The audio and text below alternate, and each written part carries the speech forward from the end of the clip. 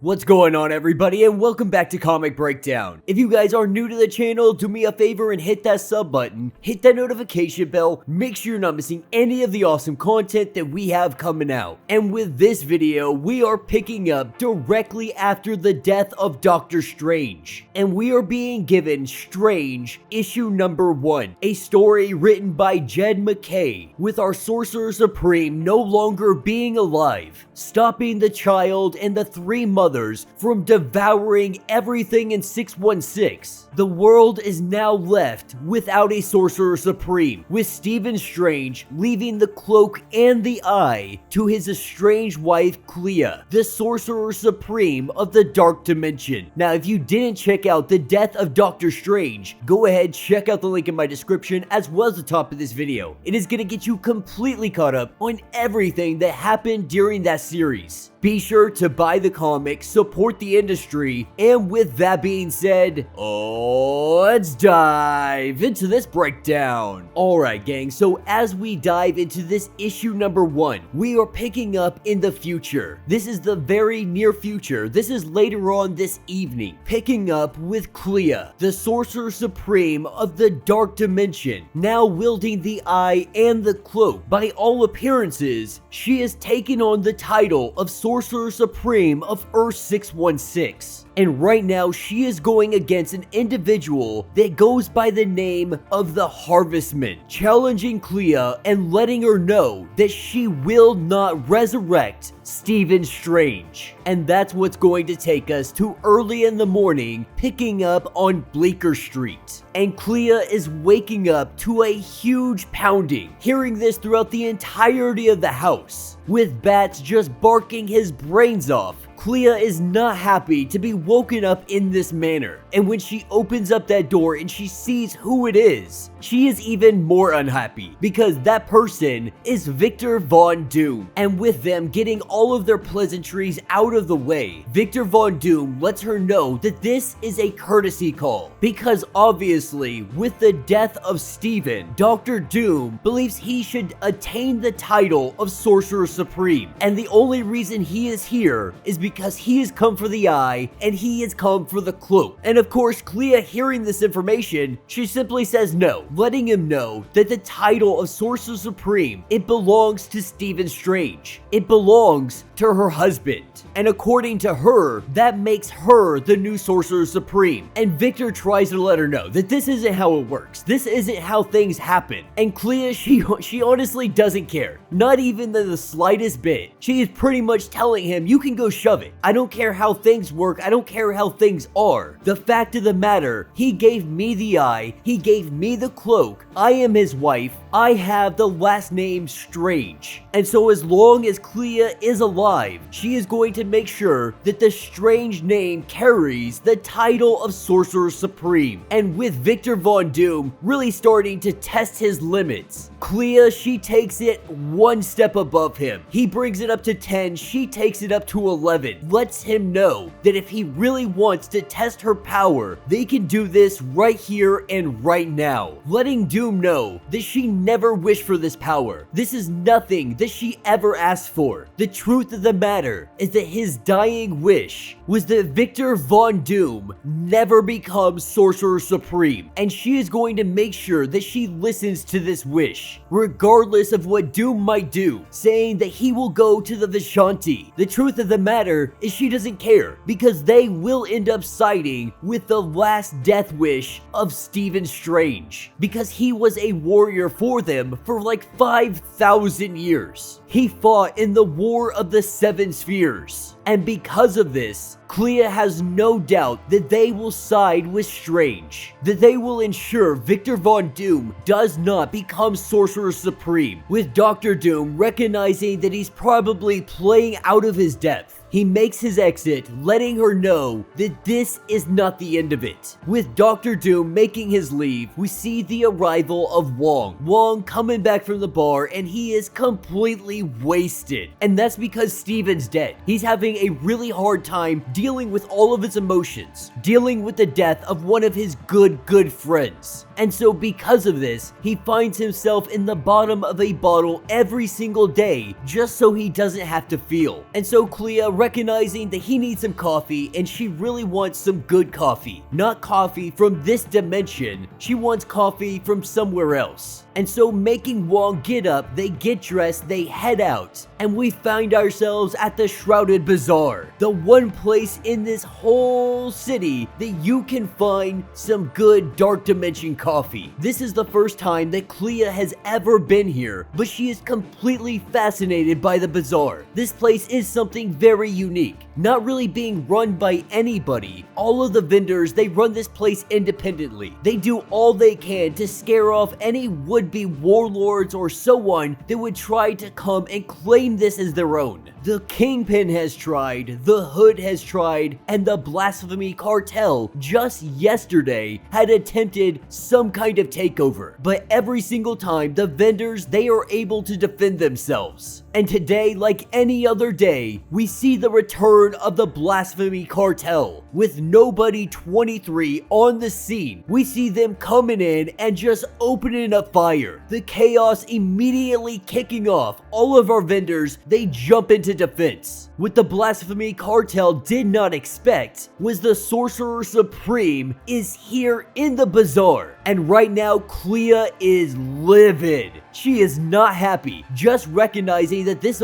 bazaar exists, recognizing how spectacular and amazing that all of these places come together in one place just to try to make a living. And these guys coming in, just murdering anybody in their way. Our Sorcerer Supreme is going to defend. And while the cartel, they do everything they can to try to take down the Supreme, Clea just laughs in their face, shooting all of their bullets back at them. We see these guys riddled and falling to the ground, bleeding out. Seeing that they are defeated, this is where they throw what they call the Solemn Grenade. This grenade, it releases a giant demon. But for Clea, our Sorcerer Supreme, this is nothing. Because while the cartel, they may be using magical ammunition, they may have wards that are protecting them, they have bonded demons. These guys are definitely more prepared than your typical gangsters. But her people, they were binding demons to their souls when Earth 616 was literally just hitting rocks together trying to make fire. And so sending this demon at her, it means nothing. She is able to absorb this demon, just tucks it away and saves it for a later date. With the cartel failing miserably, with the only one being alive is Nobody 23, we see Clea turn him into butterflies. This was an absolute bloodbath. This was a freaking massacre. And that is what's going to take us to later that evening. And she is sitting down with Wong having a conversation about bringing back Stephen Strange, with her fully believing that she is capable of doing this. And at this point, she doesn't really know how she's gonna go about doing it. But she asked Wong, like the Avengers, the mass heroes, they're constantly coming back from the dead. Like almost every single one of them has died and been resurrected in some way, shape, or form. And so this means there has to be a way. With all of the power that I currently have,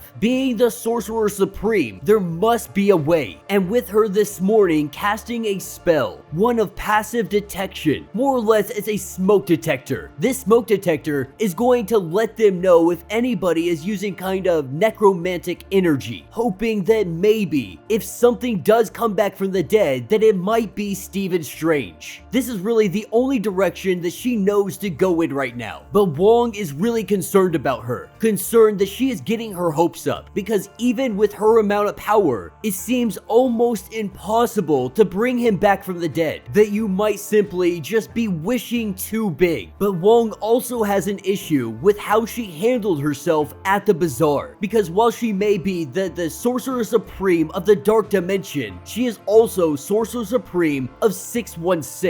And because of that, she needs to act like the Sorcerer Supreme of 616, which means you can't go around murdering people regardless if they deserved it, regardless if they were murderers themselves. If you are going to fill the shoes of Stephen Strange, you need to live up to his values. You need to live up to his expectations. But this is where our smoke detector spell, it goes off. Someone is necromancing. Someone is crossing over and coming back from the dead, with Clea heading out and going and finding wherever this is coming from. The whole time she is thinking to herself that before Stephen had died, before he left this world, he gave her 4 things. She was given the cloak, she was given the eye, and the title of Sorcerer Supreme. But there was a 4th, a secret thing that she kept to herself. He gave her love, and with this love, she is more than willing to do whatever it takes to get that love back. She comes from a line of warlords, of conquerors, people seeking conquest, and her conquest right now is to get the love of her life back, being willing to fight fate itself if that is what is required. Nothing is going to stand in her way with her new mission. And as she begins to arrive at the location where someone is being resurrected, hoping and praying, wishing that this might be Stephen, that he might be coming back from the dead. But to her disappointment, this is where she is met by the harvestman and what appears to be a resurrected Thunderstrike. Alright gang, so as we dive into issue number 2, we are picking up directly in the fray. We have Clea Strange, the Sorcerer Supreme of not just Earth, but also of the Dark Dimension. The thing about this is being 2 Sorcerers Supreme, having both titles, having both powers. It doesn't stack her abilities like you might think. In fact, it is very dangerous to possess both of these powers at the same time. The energies of Earth and the Dark Dimension, they are like fire and ice, acid, and stone. This is the exact reason that more powerful magicians throughout time have never really tried to wield multiple titles at the same time, because these powers, they don't add to one another, they don't combine her and make her stronger. They're not allies. They are in constant conflict with one another. It is a very precarious balance, and if she is ever to lose this balance, it could be very, very deadly for her and other individuals. Because the truth is, it would turn her into a monster, like Thunderstrike standing before her. A constant war with inside Clea. This constant conflict, it distracts her in the midst of battle, not being able to focus 100% of her energy on one thing.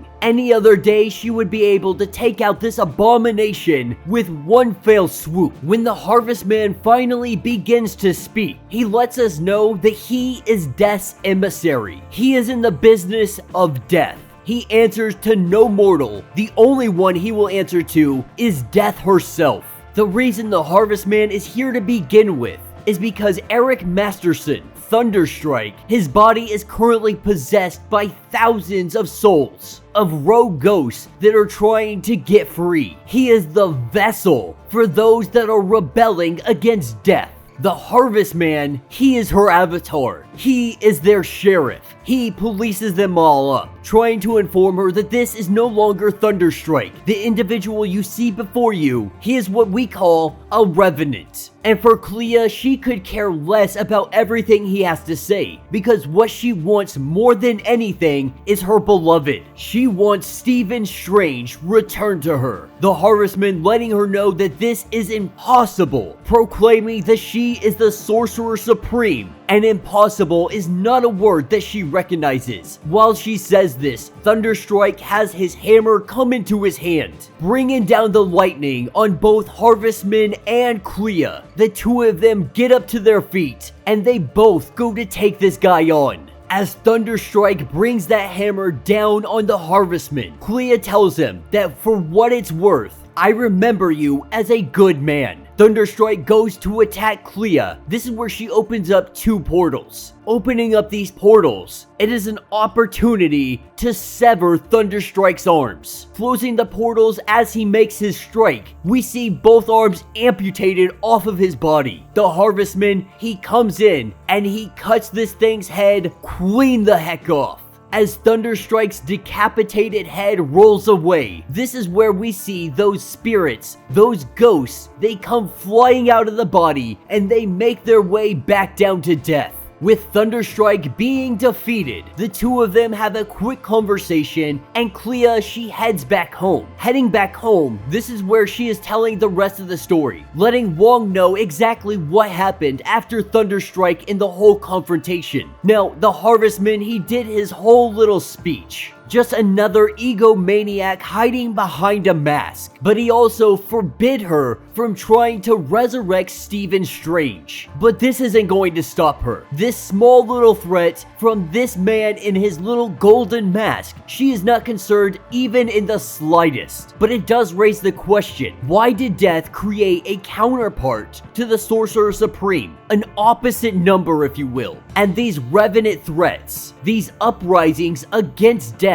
it seems too coincidental that Stephen Strange has died, you went to try to resurrect him, and then all of this craziness started popping off. Obviously, something is going on with Death's domain, as they get a knock on the door. As she opens the door, we learn that the Shrouded Bazaar, it was taken out by the Blasphemy cartel. When the Sorcerer Supreme had her back turned, they took the opportunity to make their attack, to remind everybody who is actually in charge. Headed off to the bazaar, what she finds is absolute destruction. Not being able to understand why this happened, because all of these people, they were under her protection. Who would dare try and trespass on a warlord? Wong trying to remind her that this is Earth. This is not the Dark Dimension. Manhattan doesn't have any warlords. But she reminds him that it now does, because she is of the Dark Dimension, of the fault line. She is not to be trifled with. And while she failed to really make her name known among these gangsters, this is an error that she now wants to rectify, because she is Warlord born. So as we dive into issue number 3, we are picking up with the Rose. Clea knows that if she wants to find the Blasphemy cartel, she is gonna have to use the gangsters, the underworld, the criminal elements of this city. In every world, in every dimension, gangsters are relatively the same. Here on Earth though, she sees them more as parasites. Individuals pretending to be warlords. Being a true warlord herself, people like the Rose, they might as well just be playing gangster in comparison to her. But she has come to the Rose to get this information. She is not asking for this information. She is demanding it. As Sorcerer Supreme, as Warlord of Manhattan, the Rose does try to make a deal out of this. Tries to get something to his benefit, but Clea quickly lets him know that this is not a negotiation. Being the niece of Dormammu, the daughter to the warlord Umar, she does not bargain with parasites. She will not treat these gangsters of Earth as if they are some kind of equal. And this is what I love about this new line Strange. While I do absolutely adore Doctor Strange, Clea, she is a whole new take on this character, on Sorcerer Supreme. This isn't the kind loving, I'm going to help you figure these things out, we're gonna find a way to negotiate this. She's a warlord. She is a true OG, and at the end of the day, she will straight out lay you down. Getting the information that she wants, she is able to head out and she finds members of the Blasphemy cartel, immediately jumping in on them, taking them down. What she learns is this was all a trap. The Rose had dimed her out after she left. They knew that she was coming, they prepared for her. All of their guns drawn, ready to take down the Sorcerer Supreme. And they've tried this already. Bullets simply do not work on Clea Strange. Not while her magic is active. And so what they bring out are the Sands of Asante. 3 whole minutes without magic. We see the cartel, they open up with every single gun that they have, with the smoke filling the air. Nothing but the sound of gunfire for a good solid minute and a half.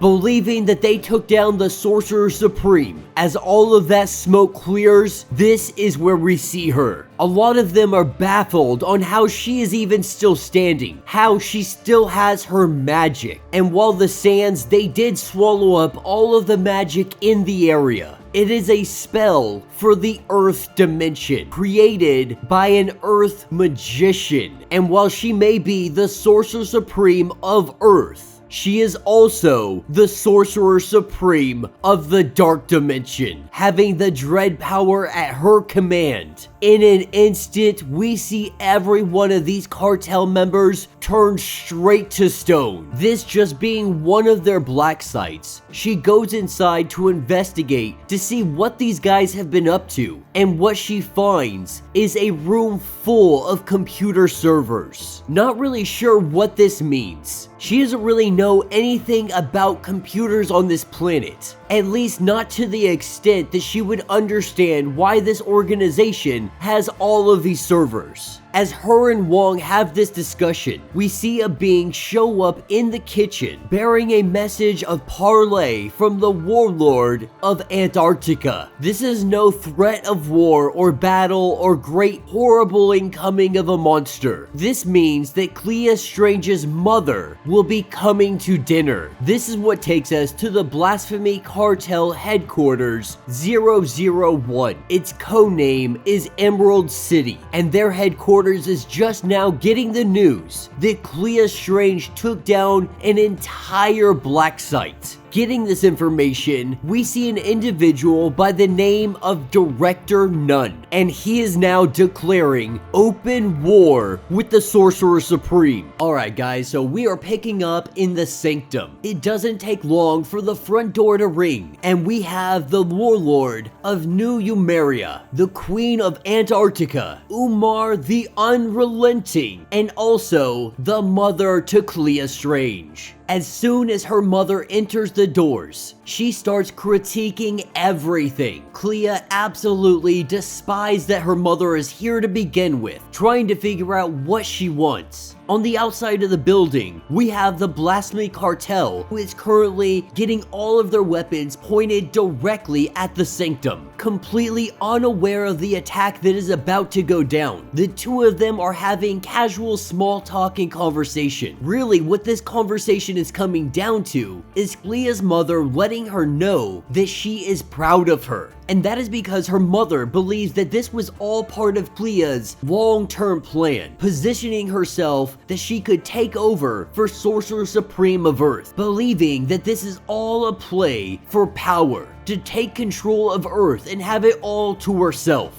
But as soon as Clea lets her know that this isn't the case, this is not a play for power, she doesn't even want to be Sorcerer Supreme, because the only reason that she is Sorcerer Supreme is because she told Dr. Strange that she would do this. She did this for the man that she loves. The conversation getting a little bit quiet, getting a little bit awkward. It is quickly interrupted by a genie shot by the Blasphemy Cartel. This genie breaking down the barriers, all of the defenses that the Sanctum has. He crashes into the building. The Blasphemy Cartel making yet another mistake. This time, they have brought something new. They have brought in their Lazarus agent, looking a heck of a lot like Moon Knight. What we see is Shadow Knight. This obviously not being Mark Spector. This is a Revenant, a new one that they have recently created. Something that is fast, something that is able to cut through their magic. This is what happens when you take thousands of ghosts and bound them together. And so as the Sorcerer Supreme and our warlord, they go toe to toe with Shadow Knight. Clea is recognizing that this is not like Thunderstrike, because Shadow Knight, he is faster, he is stronger, he is able to cut through their defenses like it is absolutely nothing. But Thunderstrike, he was still inside of there, twisted and manipulated. There was some kind of strain of humanity left inside of him. The thing that stands before them, this thing was never a hero. It was bred in the bone to be a killer, as she makes multiple copies of herself. This is distracting Shadow Knight temporarily telling her mother to go ahead and go outside, handle all of the cartel members. Because Clea, she is now very unhappy. She is done playing games. She is going to handle Shadow Knight all by herself. At this point, she is furious. She has gave the Blasphemy Cartel many warnings, many opportunities to back down. And since they just can't get the hint, she uses one of their own weapons against them. The very demon that they had sent after her. She calls it out and she sends it after Shadow Knight. As their battle begins, on the outside, the Blasphemy Cartel recognizing that that was one of their demons, but that is the least of their problems, because Clea Strange's mother, she is about to tear them to pieces. Now, Clea knows that this demon is not going to last long against this new magic that the Blasphemy Cartel have got their hands on, and it also doesn't have to. She just needs a little bit of time to work. These ghost hives, these revenants, these are new magic, and because of that, she needs to create new spells and new magic to fight against it. The only problem, creating a new untested spell. This is one of the most dangerous things you can do as a magician or wizard or any of the things that deal with magic. Imagine trying to do complex mathematics while also creating and composing a song. Not only that, but conducting a chemical reaction with dangerous explosive reagents. Going as far to say that magicians, they all look like old individuals because it takes lifetimes sometimes to perfect all of these spells, to know what you are doing. Lucky for Clea, she is the supreme of two different dimensions. This makes her an extremely powerful individual. Using this new spell that she has created, she is able to take all of those ghosts, all of those souls trapped inside of Shadow Knight, and she is able to release them back into the cosmos. As this monstrosity is drained of every single life force inside of it, this is when the harvestman shows up, arriving to the party a little bit too late. As he sits in absolute disbelief of what she just did, Clea lets him know that it is time for him to answer some questions. Alright guys, so our story is starting us off at the Sanctum. We currently have Clea's mother, and right now she is drinking the blood of these Blasphemy Cartel members. And while Clea Strange would love to clean up this very quickly so the neighbors can't see, she is currently preoccupied with Death's Sorcerer Supreme, the one known as the Harvestman, the one person that seems to be standing between her and resurrecting Stephen Strange. This is where we get some information on what are called Revenants, these superheroes that have been coming back to life. Right now, there is a rebellion at Death's domain. The endless dead are being called back to the land of the living. A siren song is being sung. The problem is, these dead, they have been dead for so long. They lack any kind of identity, any kind of self. All of these long years eroding, they have really become mad and directionless. And while all of these dead, they can't really find identities of themselves. A superhero, that's a symbol, a very simple identity, a clever name, a garnished costume, something that is very easy to comprehend. And so these ghosts, they are banding together in the hundreds, in the thousands, and they are possessing costume heroes and villains. This is what is making them so very powerful. But the one question that neither of them can answer, what is the connection between these revenants and the Blasphemy Cartel? The Harvestman not really having any kind of answer to this. He has been tasked by Death to end the Revenant threat, follow wherever this investigation might bring him. And so for the time being, their two goals are aligning. Clea is willing to help out as much as she can, but she wants to bargain. She wants Doctor Strange returned to her. This is when the Harvestman says no, telling her time and time again that she needs to abandon this goal, that he belongs to Death,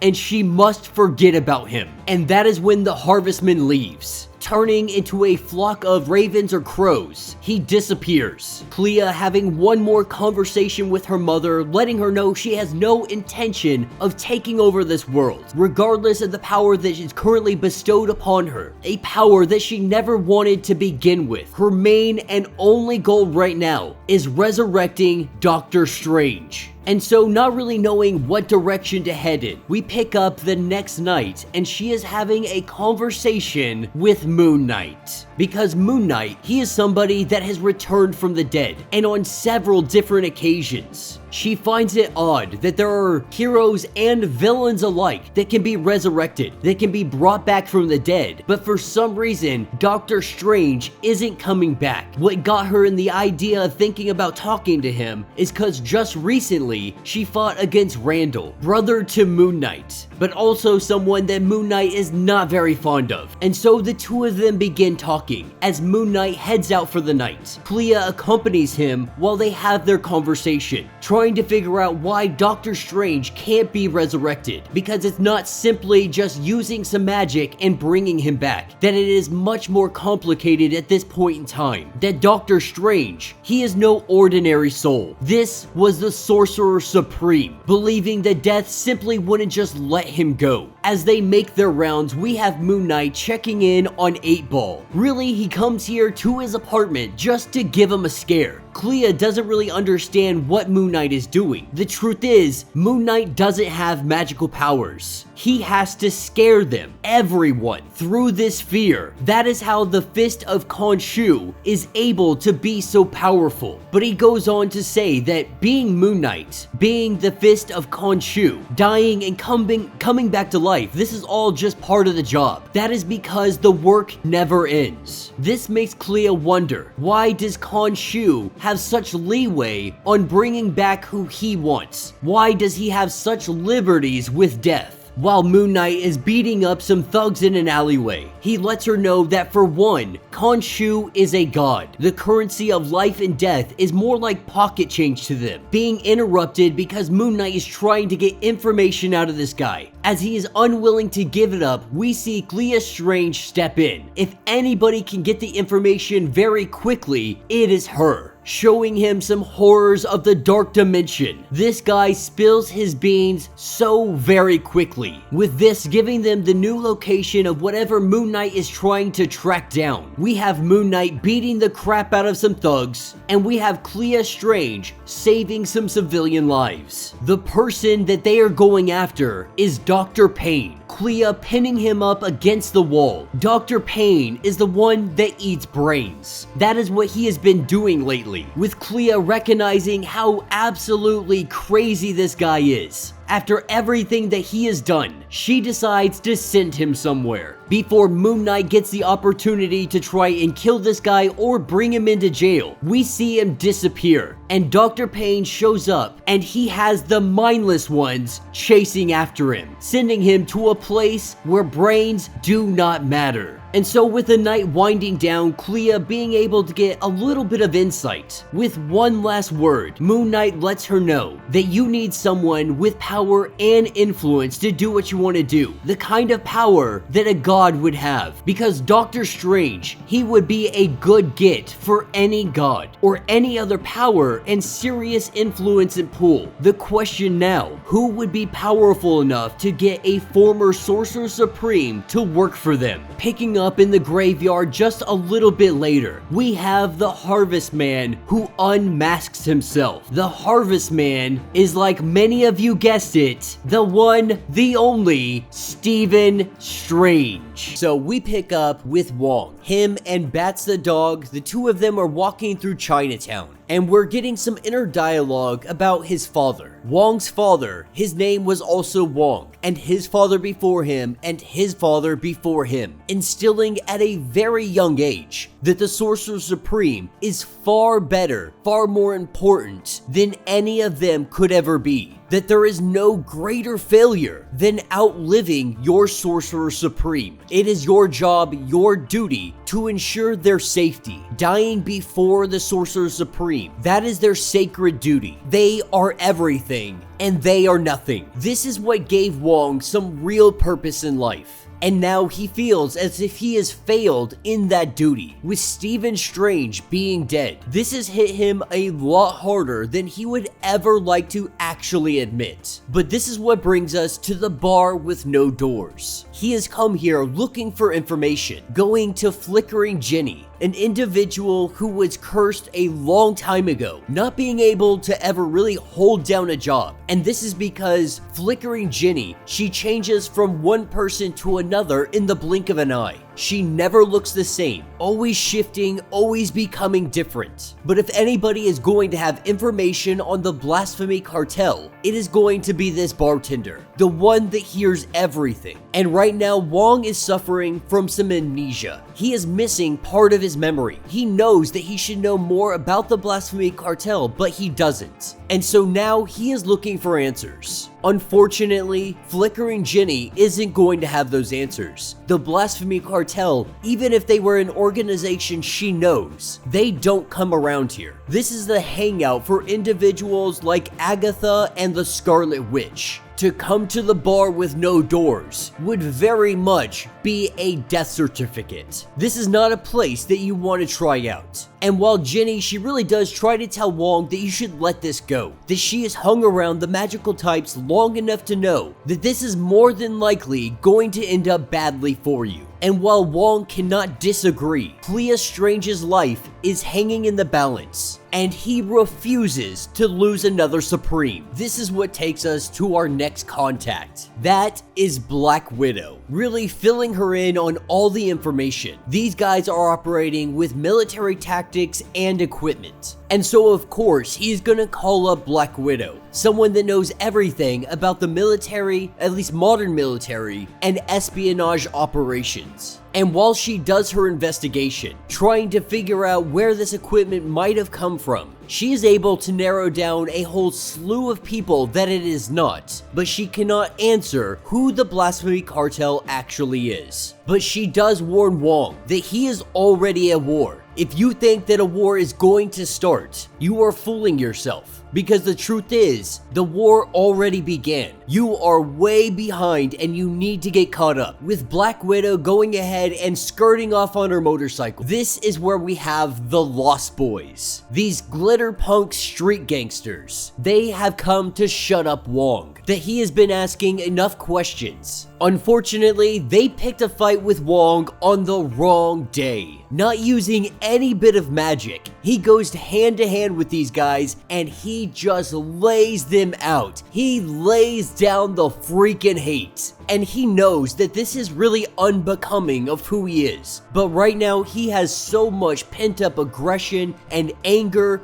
All of this has been building up, and now we see it overflowing at the top. It doesn't take him long to dismantle every single one of these guys. And this is what brings us to contact number 3. This is where he heads over to Central Park. He goes to the treehouse of the X-Men. That is because he has an appointment set up with Jean Grey. He has come here asking for some help. He has memories that he cannot touch. Memories he believes are being blocked from his mind. Who better to come to than the Omega level Jean Grey? Jean Grey does bring up the fact that they are very interested in a Sorcerer Supreme that is not human, that they would like to get to know Clea Strange on a much better level. The only problem, Clea, she's kinda on the outs with X-Men and mutant kind as a whole. You see, mutant kind, they've been distributing Mysterium all over the place. Mysterium has anti-magic properties. So Clea Strange, she kinda sees this as a hostile attempt.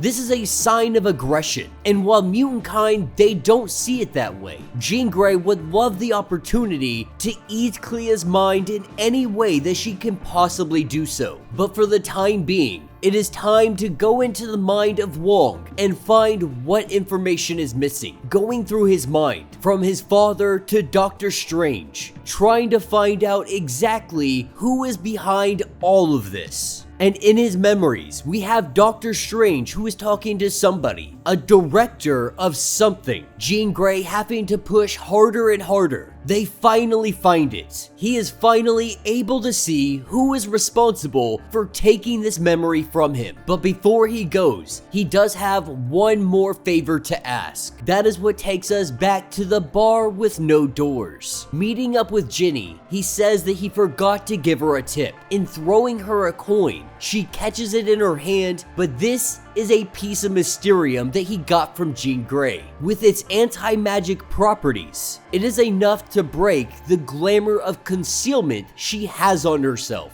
Because this is not flickering Ginny. This is Director Pandora Peters, the director of Wong. For those that don't know, WAND stands for Wizardry, Alchemy, Necromancy Department. But the director has been hiding out here at the bar with no doors. And Wong, he is demanding information. How did the blasphemy cartel get all of the equipment and the tactics from Wong? Surprised that he hasn't figured this out yet. After the Soviet Union fell, the KGB became a whole slew of gangsters. She is saying that the same thing happened when S.H.I.E.L.D. fell. The blasphemy cartel is WAND. And there is a bounty on the director's head as well. Alright gang, so as we dive into this one, we have Clea Strange who is flying as fast as she possibly can. She is making her way to the harvestman. All this time, she believed him to be dead, not recognizing that he has been standing in front of her this entire time. Not a prisoner of death, but a slave to death. Hiding his face behind that golden mask, hiding behind the name that is Harvestman. Right now, Clea Strange is feeling a little bit betrayed that if Stephen Strange stood before her after all this time, how could he not say anything? That is where we see the Harvestman battling against one of the Revenants. The souls in the underworld have been taking over dead superheroes, dead villains, anybody that they can get their hands on that has enough power to be able to do what they want. That, of course, is freedom. There is a rebellion against death right now. That is the whole reason that Stephen Strange has become the Sorcerer Supreme of Death. And with each rising Revenant, each of them gets stronger. Having a greater number of ghosts bound together, the Harvestman finds himself battling alone. That, of course, is until we have the arrival of Clea Strange, coming in and taking down Goliath. She says only one word. Looking to the Harvestman,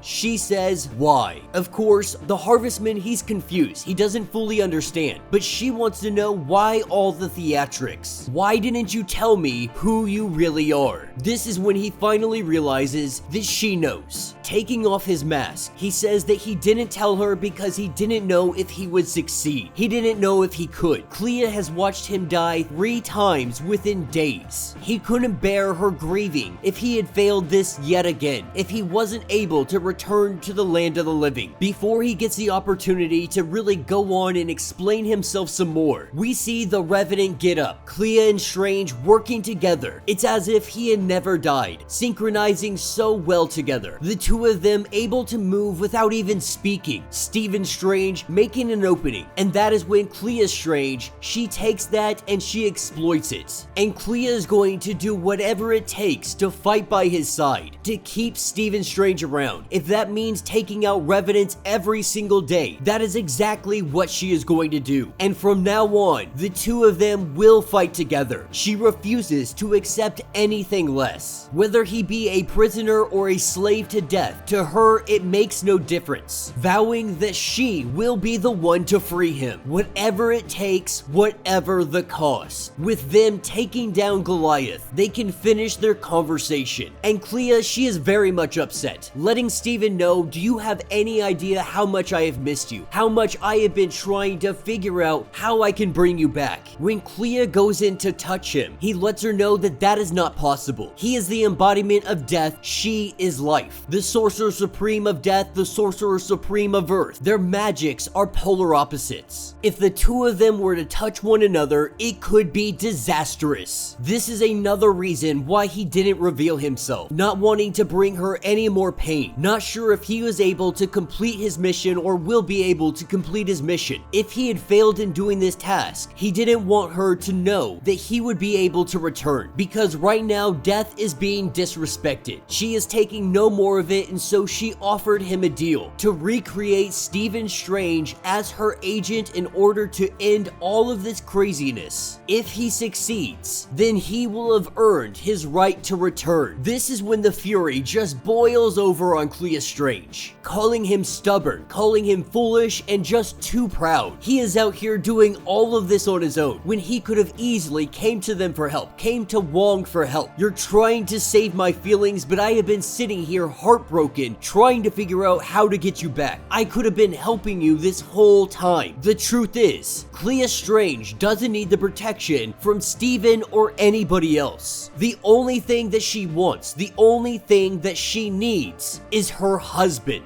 Letting him know that this is done. This is over with. You are gonna from now on come back with me. You, Wong, and I are going to scheme, and we're going to plan. We're gonna drink some wine. You're gonna pay attention to Bats that has been missing you, and he has just been inconsolable ever since you have been gone. And they are going to find a way to bring him back. Now that is what takes us over to the Blasphemy Cartel Headquarters #1, picking up with Director Nunn. He is being briefed on the likes of Clea Strange, their Lazarus project that they have been doing. They knew that the harvestman was going to catch up with them. Their algorithm had told them that they would be able to handle the situation with a 87% certainty. The problem is, they were not able to account for Clea Strange. Even in the death of Dr. Strange, they were able to account for him. There are countless and countless pages of Sorcerer Supreme Stephen Strange from the Wand files. But Clea Strange, she is a wild card. And so Director Nunn, he wants to forget about her, not even concern themselves with her. If they can stay out of her radar, they may be able to accomplish what they are trying to do. Because when this organization went rogue, they had erased themselves from the planet's brains, using one of the Wand's tactical memory weapons. But Director Nunn even took it a step further. He erased every aspect of his identity from the fabric of reality. He did this because magic has a price, and so does spycraft. The first time that he had spoke to the management, the things that they showed him, if he had ever had a sense of identity, it would have destroyed him. He had to pay a price. He had to become what he is for the greater work ahead, standing in front of a door that says Lazarus Project, Revenant Prime. Alright gang, Dr. Stephen Strange, the Harvestman, aka the Sorcerer Supreme of Death. He has finally come home. A moment of joy. Everybody ecstatic. Everyone greeting him, giving him hugs, just having immense amount of joy. Clea Strange a little bit jealous. She is the Sorcerer Supreme of life. The Harvestman belongs to death. These opposite energies, were they to touch, to come in contact, the barest brush of lips to lips, one hand could result in catastrophe. And so Clea, not being able to hug or touch the man that she loves while everybody else does, being a little bit upset about this, she does ask Wong, who is this person that you have brought into the sanctum? That person is Pandora Peters, the once upon a time director of Wand. This is S.H.I.E.L.D.'s wizardry, alchemy, and necromancy division. But to fully understand her connection with Dr. Strange, to connect the dots to the Blasphemy Cartel, we have to jump 2 years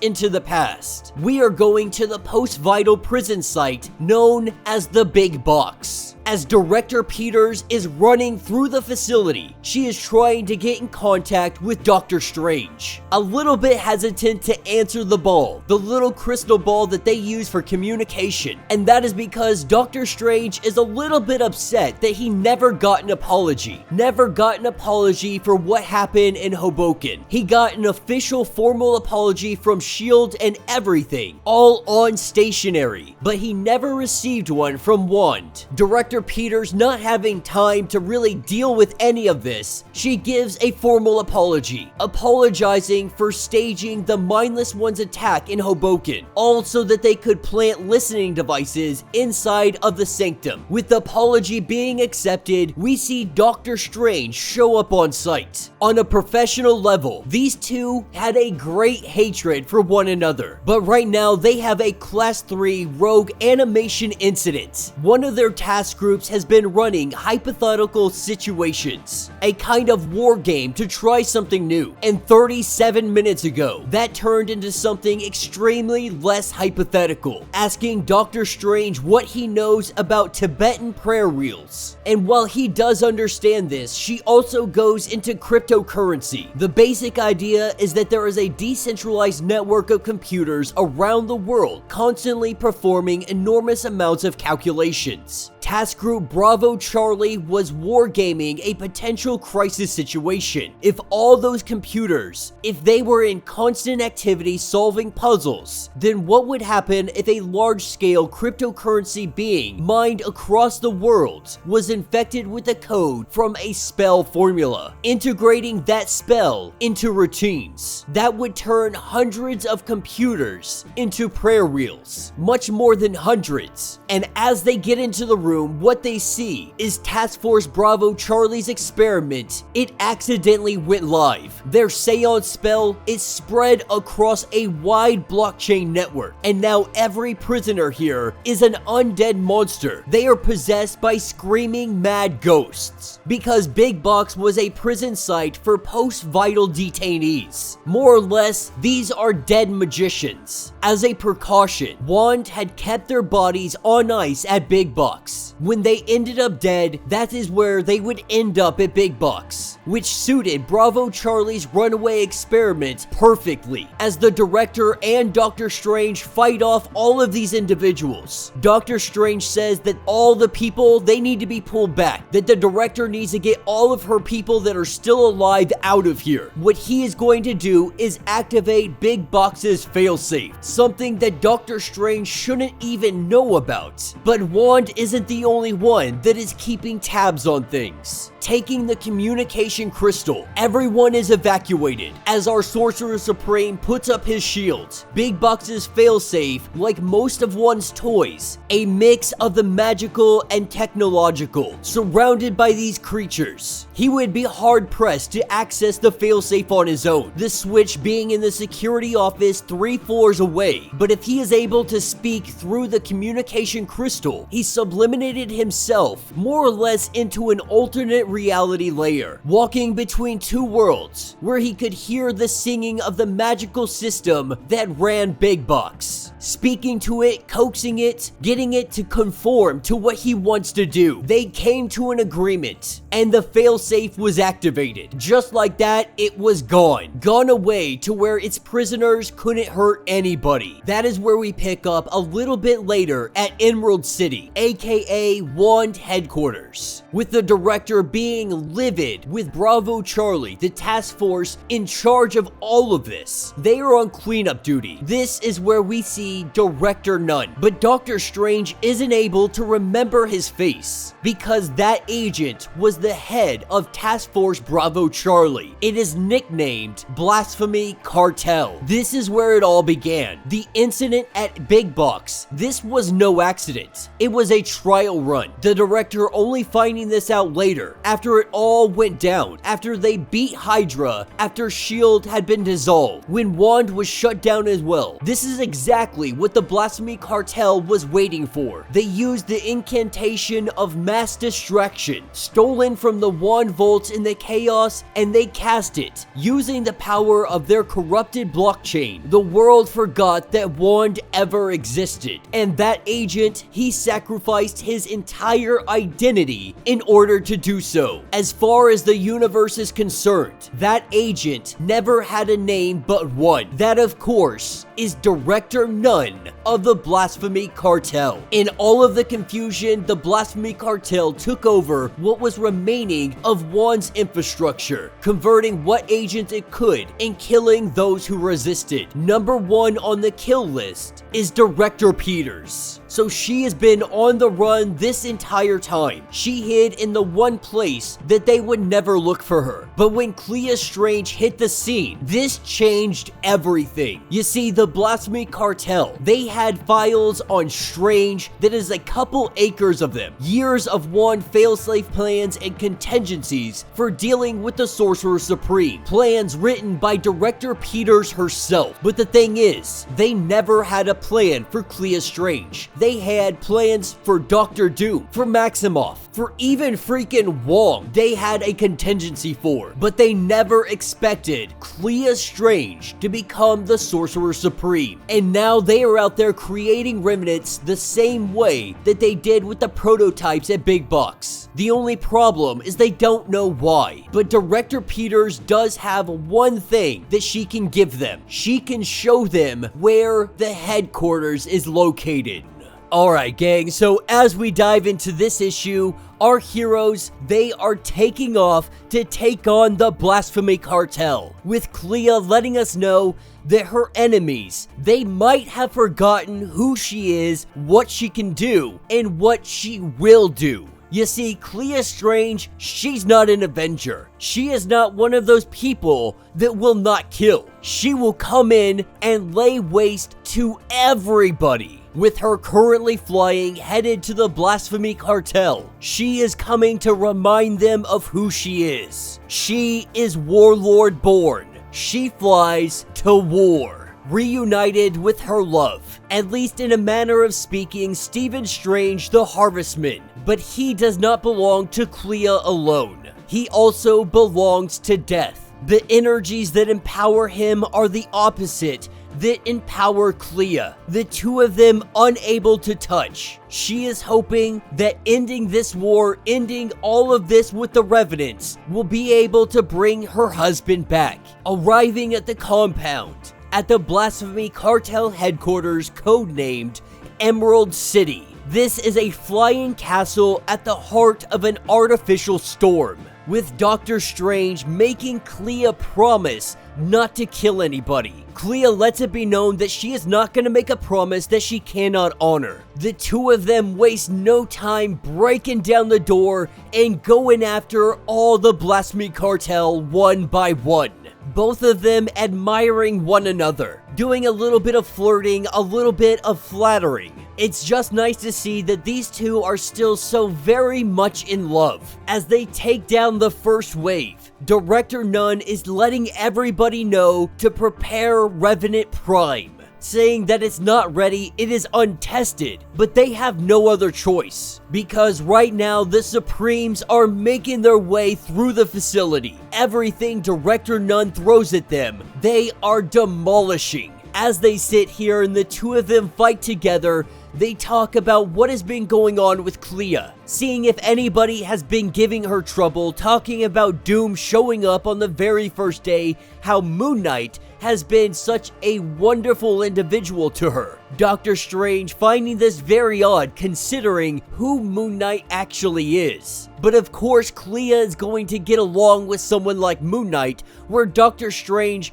may be more on the outs with him. As they finish off this wave, that is when Director None, he gets on the overcom system, now learning that the Harvestman is in fact Dr. Strange. This is something that Director None, they didn't plan for. They didn't plan for the Harvestman, they did not plan for Clea Strange. These are unknown variables, ones that they cannot control, they did not expect, with Clea saying that she is going to find him and she is going to kill him. But she also wants to know why. Why are you doing all of this? Why have you been creating Revenants? Director None saying that he will let them know if they can make it through the next wave, as he releases all of the Lazarus Revenants. The Lazarus agents go into combat. Our two Stranges, they fight them off. all at once at the same time, each very powerful, with Clea Strange making a spell to kill one of the revenants, the Shadow Knight. She can adapt this to kill the others as well, but it is going to be much more difficult. Lucky for her, she is not in this battle alone. She has the harvestman. He was literally created to destroy revenants. With the harvestman taking care of a lot of these guys, that gives her enough time to destroy another. With only one remaining,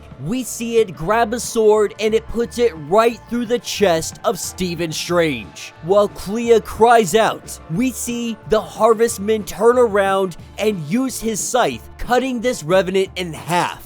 While before this may have very well killed Stephen Strange, he is already dead. The sword through his chest is just a reminder of how dead he truly is. But his body was created by Death herself to be her weapon. It is going to take much more than a simple sword through the chest to kill Stephen Strange. Making their way through the corridors, that is when they run into Director Nunn.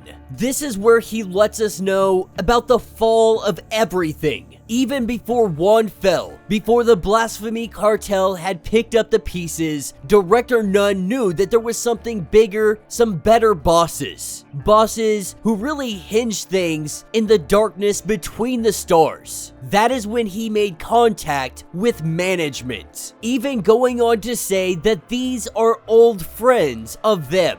He is talking about the Trinity of Ashes. The Trinity of Ashes being faced in the War of the Seven Spheres 5,000 years ago. But Stephen Strange doesn't remember the war years. It was the price for peace with the Trinity. But the thing is, the Trinity of Ashes, they never forgot Stephen Strange. They never forgot what he did to them. That is where we have a thunderous clash. Director Nunn saying that it was all for this. Summoning the Revenants. That was a useful tool. They had made them the Lazarus agents, the ones they could catch, and the rest they stirred up in pain and chaos. All things that the Trinity like. But the Trinity, they wanted to walk the earth. And for that, they had to make them a body, one that suited their bleak majesty. The souls inside of this revenant, the tens upon tens of millions of them, they are going to serve as a snack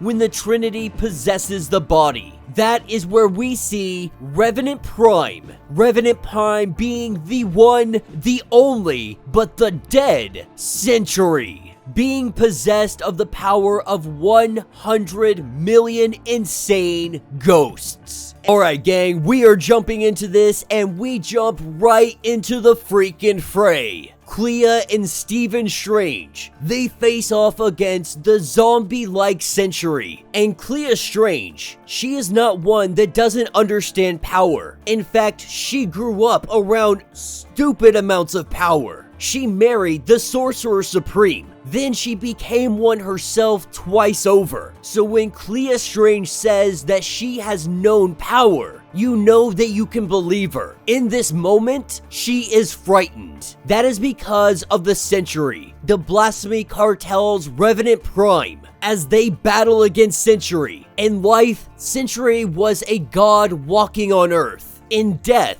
he is a god of demons. He is so powerful that he ignores even death's own blade. Even Director Nunn sees how terrifying he is, being so much more powerful than he could have ever imagined. Our two Supremes, they do everything they can to fight him off. But we see Stephen Strange just getting his face beat the heck in. At this point, Clea Strange has to recognize that Revenant Prime is greater than both of them. Greater than the Sorcerer Supreme or the Harvestman. Even Stephen's death-forged body cannot continue to take this kind of beating. He is simply too fast, he is too strong. This battle has been raging for mere minutes, and they have already been undone. Both Clea and Stephen knocked to the ground, barely able to move. Stephen is begging for Clea to run, to flee and get out of here while she still has the time. Director Nunn come in and he is flaunting. In fact, the Trinity of Ashes, they were terrified of Stephen Strange. After what he did in the War of the Seven Spheres, after what he became. And so for this showing, Director Nunn feels as if this was kinda pathetic, with Clea crawling over to Stephen, saying that she refuses to leave him, that if this is to be their last moments, they want it to be a moment of love. While Stephen tries to tell her no, Clea doesn't care. She kisses Stephen Strange. This whole time, the Sorcerer Supreme of Life, the Sorcerer Supreme of Death, they were unable to touch. The catastrophic consequences of what would happen if they did. Life and death, forces now touching, flame and ice, acid and stone. They tear and scream at one another, exploding and imploding at the same time. Time shattering, howling and burning, freezing all at once. This will undoubtedly destroy all of Emerald City. But there is a catch, because Clea has a small fragment of Stephen Strange's soul bonded with inside of her. This fragment, it creates a bridge. The impossible is about to be done. One soul, it could never control such power, but two souls of two very powerful individuals. We see them melded together, life and death. Light and dark, woman and man, Clea and Stephen, as the two Supremes meld together into one ferocious being. They stand before Sentry and Director Nunn, with Director Nunn sitting Sentry after them. He may attack like the hammer of an angry god, but they meet his attack, and they are its equal. The two of them using a spell, they are able to break the hold that they have on Sentry. We see all of the ghosts come pouring out of his body. 1 million ghosts are now free. They are on the loose. Hundreds of people on this base. Stephen is unwilling to let any of them truly get hurt, even though Clea is saying that let them die, that if they are here in Emerald City, they probably deserve it. But this is something that Stephen cannot do. And so the two of them, with their combined power, they do a spell that would take any of them individually hours and hours of studying, of meditation, all of this, just to get the spell right. With their powers combined, they're not Captain Planet, but they are able to really take out everything. All of the ghosts, the destruction that is happening, they teleport all of the employees out of here. They are erasing all the memories that they had of the Blasphemy Cartel and Director Nunn. All except for one. Because Director Nunn had made himself a ghost. They cannot save him the same way that they saved everybody else. But Director Nunn, he doesn't want saving, especially from the likes of Stephen and Clea Strange, as he calls out to the Trinity of Ashes, begging them to save his life. We see Strange smite him down. With the destruction of Emerald City, this appears to be the last of Director Nunn. With the battle being over, we see that Stephen Strange, he is back in the land of the living. Death has made good on her end of the bargain. The Revenant threat has been ended. Stephen Strange's time as the harvestman has come to an end. He has finally earned his life back, telling him to use it well and that she will see him again.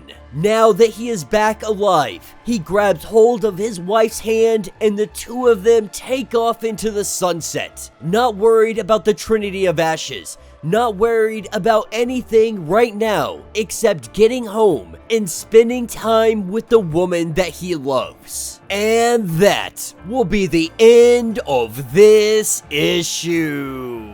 So let me know what you guys think down in the comments. It was only a matter of time, but Stephen Strange is officially returned. Actually, I believe that one of his first appearances since his return is going to be picking up in the pages of issue 9 Punisher, which is actually the next video that we are covering. All in all, I gotta say that this was a pretty good run. I had thoroughly enjoyed Clea Strange being the Sorcerer Supreme. Now, most definitely, she is going to be passing the title back to Stephen Strange, but it's gonna be nice to see if she is going to stick around. I really would love to see Clea play a more active role in Stephen's life. But more than that, she is one hell of a character. Dare I say that she is the Sorcerer Supreme that this world actually needs. Don't get me wrong, Stephen Strange is a great Doctor Strange, but Clea is one to take those gloves off, and she will bare knuckle box you. She will pummel you into the ground until you are within an inch of your life, and then she will snuff it out. Obviously, this would eventually become a problem for the Avengers, for everybody else. If their Sorcerer Supreme is out here not pulling punches, that would cause a huge issue, which means we're gonna have the return of Stephen Strange. But after 10 issues, I can honestly say that this was a very fun run, it was very enjoyable, and I am very excited to see what is on the horizon for these two. Let me know what you guys think down in the comments. Let me know your thoughts. Let me know your theories. If you would like to get completely caught up on everything going on with this story, be sure to check out the link in my description as well as the top of this video. It is gonna get you completely caught up on everything going on with Strange. If you would like to support the channel, you can always do so by joining the channel membership. Much like Patreon, having 5 different tiers, from $1 to $50, from loyalty badges to getting free comics every single month. Not only will this help out the channel tremendously, but you are getting tons of perks in the process. Now, if you are unable to do this, do me a favor, subscribe to the channel, like this video, hit that notification bell, and with that being said, until the next breakdown.